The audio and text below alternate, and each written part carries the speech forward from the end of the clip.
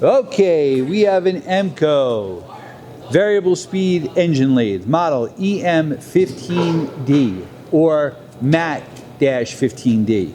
We're running right now. This machine has 15.8 inches of swing by 39.4 or 1 meter in center distance.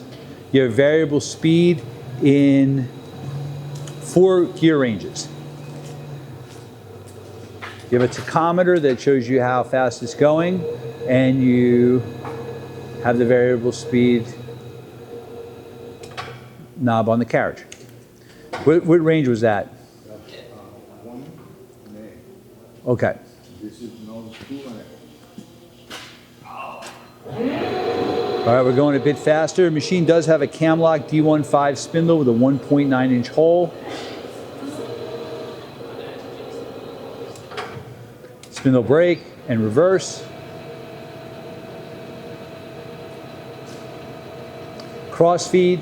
You do have a digital readout on the carriage that shows you both your X and your Z axis. And there's your Z, and you can see it on the digital readout.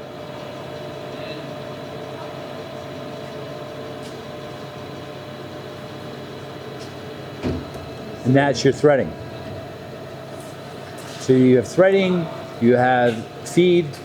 Right there is the tailstock. Your tailstock's number 3 Morse taper. We're going to show the threading again.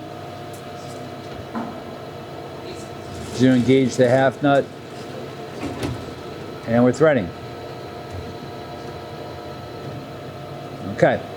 Machine has a drill chuck in the tailstock, and you also have a European quick change tool post. You have a 3-jaw chuck with it and a 4-jaw chuck. And you also have a lever type 5C collar closer. So it's a nicely equipped machine. Spindle brake. Hey, thank you for watching our video.